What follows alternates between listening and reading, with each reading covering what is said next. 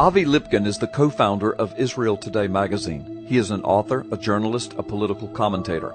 He has appeared on many television and radio broadcasts around the world, as well as speaking in thousands of churches and synagogues all over the United States, Canada, and Europe. Avi speaks mainly about Islam and its global threat. Avi served in the Israeli Defense Forces as an officer and government spokesperson. His wife Rachel works for the Israeli intelligence services, monitoring Arabic transmissions coming out of the Middle East. What you will hear in the following brief excerpts are shocking.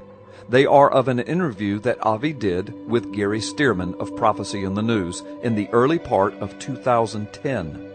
You will be astounded to hear what Avi said then was coming out of the Middle East in the late part of 2007 concerning who would be the next president of the United States. You will further be shocked to hear what was being said in the Muslim world in early 2010 concerning Obama's agenda for the Middle East and Israel. Remember, this interview was in early 2010, before Egypt and Libya and the current upheaval in the Middle East. And you just said something, you used the phrase a Muslim president. And right. There are a lot of our viewers out there who probably jumped up straight up on their chairs and said, what did he say? Yes. And why do you say that? And I will give you the reason. My wife Rachel is Jewish and I'm Jewish. But I'm from America, she's from Egypt. I think like a Christian, she thinks like a Muslim. My wife is an intelligence gatherer for the Israeli government in Kol Israel radio services. Mm-hmm. And she was picking up broadcasts for years before the 2008 elections. And the Saudis were saying, and my wife didn't understand it until later, we will have a Muslim in the White House in 2008. Mm. And the fact is, nobody knew who Obama was before 2008. That's true. And he became a senator, I believe, in 2006. He barely served a very short time as senator, and all of a sudden he becomes the president of the United States. But the fact is, on January 19th of 2010, just a few months ago, my wife picked up a broadcast from Nile TV from Egypt, because she watches their TV shows, and it was called the Round Table Discussion.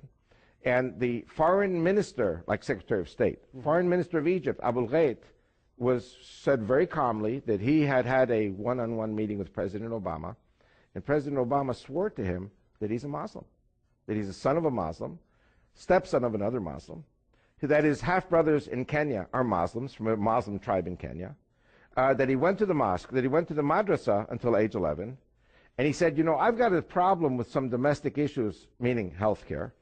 Yeah. As soon as I finish the health care question, you Muslims will see what I will do for Islam regarding Israel. This was on Egyptian TV. Wow. 2 months later, there was an article in the Okaz of the Emirates newspaper in which the envoy of President Obama to the Arab League, his name is Rashad Hassan, said, as a Muslim, I'm quoting now, as a Muslim, President Obama understands the significance of Jerusalem for the Islamic world as the first direction of the Qibla, the first direction of the prostration. Could it be that what Avi and Rachel Lipkin were hearing in 2006, 2007, and 2010, could it be that we are now living that? Could it be that we have a Muslim president in the White House, as the Muslims in the Middle East have declared, who is now delivering to the Muslim world the gift that he promised?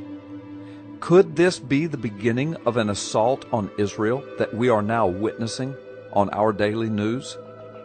These certainly are biblical and perhaps prophetic times in which we live. The wall is not up in that specific area, and so people still